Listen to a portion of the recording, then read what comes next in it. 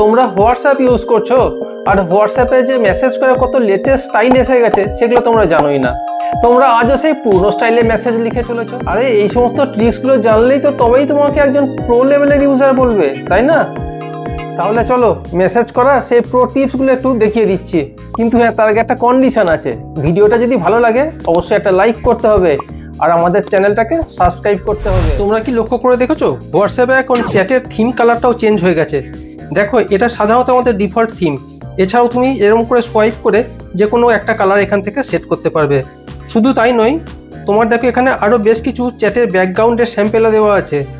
এদিকে সোয়াইপ করো, যে ব্যাকগ্রাউন্ডটা পছন্দ সেট করে দাও এবং এর সঙ্গে যে কালার প্যালেটটা পছন্দ সেটাও সেট করে দাও। শুধু তাই নয়, তুমি এটা ব্রাইটনেসটা কমাতে বা বাড়াতে পারবে, সেটাও এখান থেকে তুমি সেট করে দিতে পারবে। সেকেন্ড টিপসটা দেখো, যখন তোমরা মেসেজ টাইপ করবে তার আগে একটা গ্রেটার দ্যান সিম্বল দিয়ে দেবে। এরপর তোমরা মেসেজ টাইপ করো, যেমন হাই ফ্রেন্ডস,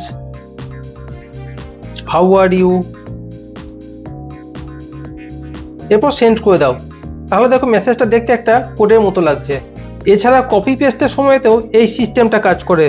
যেমন দেখো, গ্রেটার দ্যানের সিম্বল দিলাম, একটা স্পেস বার দিয়ে দিলাম, এরপর লেখাটা পেস্ট করে দিয়ে সেন্ড করে দিলাম। দেখে এরকম একটা হেডলাইন মতো হয়ে গেল, তারপর টোটাল ম্যাটারটা চলে আসলো। এবার তোমরা থার্ড টিপসটা দেখো, লেখার আগে যদি এরকম বুলেট দিতে চাও তাহলে কি করবে? সিম্বলে গেলে মাইনাস সিম্বলটা দিলে, স্পেস দাও একটা, এরপর তোমরা তোমাদের মেসেজটা টাইপ করে সেন্ড করে দাও। দেখো মেসেজের আগে একটা বুলেট সিম্বল চলে আসলো। এবার দেখো 4 নম্বর টিপসটা। দেখো লেখাটা কেমন একটা ব্লগ স্টাইলের লাগছে, একটু হাইলাইটেড মতো লাগছে। এইরকমভাবে লেখার জন্য কি করবে? দেখো, যে কোনো ম্যাটার তোমরা টাইপ করলে এরপরে তোমরা ম্যাটারের একদম প্রথমের দিকে এই সিম্বলটা দিয়ে দাও আর একদম শেষেতেও এই সিম্বলটা দিয়ে দাও। দেখো লেখাটা কেমন একটা ব্লগ স্টাইলে হয়ে গেল, হাইলাইটেড হয়ে গেল। এরপর সেন্ড করে দাও। এরপর 5 নম্বর স্টাইলটা দেখো, এটা খুব ইন্টারেস্টিং স্টাইল একটা। এই নাম্বারিং করে যে 1 2 3 4 লেখা আছে, এটা কিন্তু তোমাদের লিখতে হবে না। তোমরা শুধু প্রথমে একটা লেখো, তারপরে বাই ডিফল্ট সিস্টেমে নিয়ে নেবে। কিভাবে করবে সেটা দেখে নাও। 1 লেখো, ডট দাও, স্পেস বার দিয়ে দাও, এরপর তুমি লিখতে থাকো। লেখা হয়ে গেল, এন্টার মেরে দাও। দেখো 2 চলে আসলো।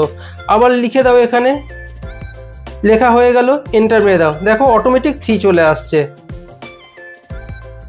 এইভাবে লিখতে থাকো, লেখা হয়ে গেলে সেন্ড করে দাও। দেখো তাহলে এরমভাবে যদি তুমি টাইপ করো, তোমাকে ম্যানুয়ালি 1 2 3 4 টাইপ করতে হবে না। আর এই সমস্ত স্টাইলগুলো ছাড়াও আরও বেশ কিছু পুরনো স্টাইল ছিল, যেগুলো তোমরা অনেকেই জানো, অনেকেই জানো না।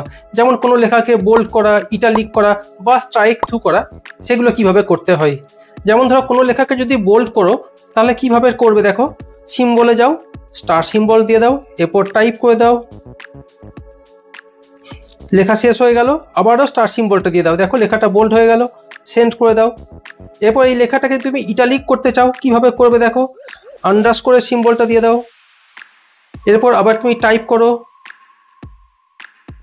লেখা শেষ হয়ে গেল, আবার দিয়ে দাও সিম্বলটা, সেন্ড করে দাও। দেখো লেখাটা ইটালিক হয়ে গেল।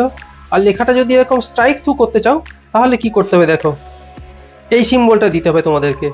এই সিম্বলটা দিয়ে লেখা স্টার্ট করো, লেখাটা টাইপ করো, লেখা শেষ হয়ে গেলে আবার সিম্বলটা দিয়ে দাও। দেখো স্ট্রাইক থ্রু হয়ে গেল, এরপর সেন্ড করে দাও।